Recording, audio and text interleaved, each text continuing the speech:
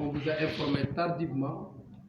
Effectivement, aujourd'hui, c'est l'anniversaire de notre parti qui avait coïncidé à une inauguration d'une université à Diamniadio.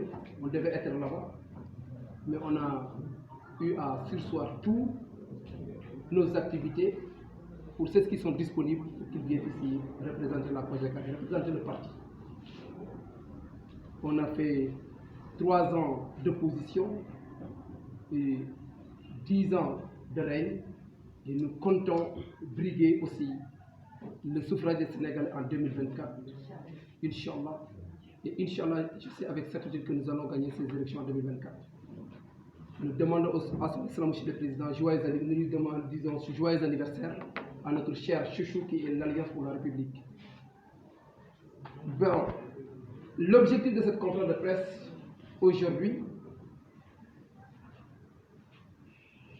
je ne parviens pas à expliquer le mal que je suis en train de subir profondément. Il n'existe pas un mal aussi grave, aussi douloureux qu'un mal intérieur qu'on ne parvient pas à exprimer. Parce que j'aime beaucoup ma mère. J'aime très bien ma maman. J'aime mes soeurs et mes grandes soeurs. Et quand je vois une dame, je le considère soit ma mère, ma tante ou ma grande soeur ou ma petite soeur. Raison pour laquelle je n'ose même pas lever un petit mot qui peut déranger sa psychologie jusqu'à lui donner des coups. C'est ignoble, infâme. C'est à la limite un comportement animalier à l'état primate. Je pense que ces députés de Yewwi Askan Wi, en venant à l'Assemblée nationale, ils étaient en état d'ébriété. Ils étaient ivres de bière et de chanvre, je pense bien.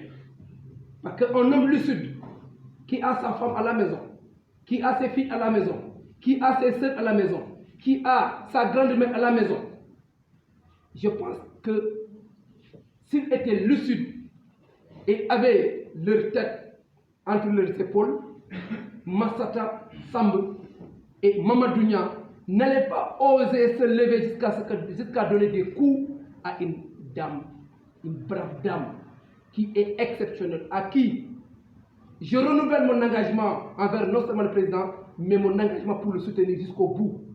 Et je prends acte à partir d'aujourd'hui. Jusqu'à la fin de cette législature, je serai son garde-corps, parce que je suis un maître en art martial. Je serai son garde-corps et toute personne qui est prête à l'attaquer, qui va passer sur moi d'abord. Ça, je ne le badine pas. Parce qu'elle a défendu son parti.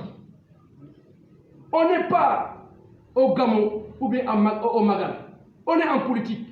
Et en politique, il faut savoir donner des coups, mais il faut savoir en encaisser.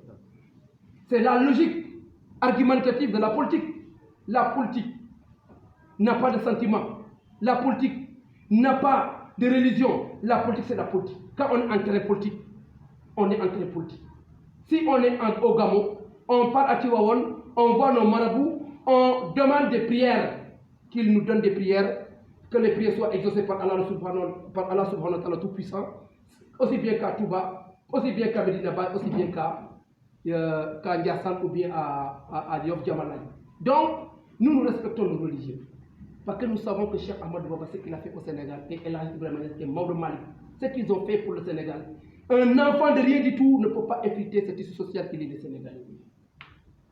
Et le président du PUR, Moustapha Sy, il est entré dans la politique, il donne des coups, il doit savoir recevoir des coups.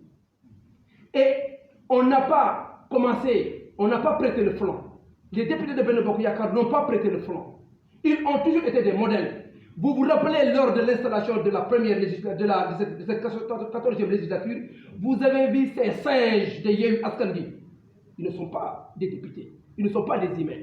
Parce que je ne peux pas comprendre un humain qui monte sur des bancs, sur des chaises, arracher des micros, comme si on était dans une galerie portugaise, ou bien on était dans une colonne de chaises pour essayer de chamailler.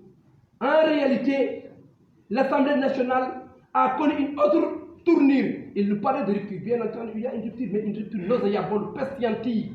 qui n'honore aucun Sénégalais.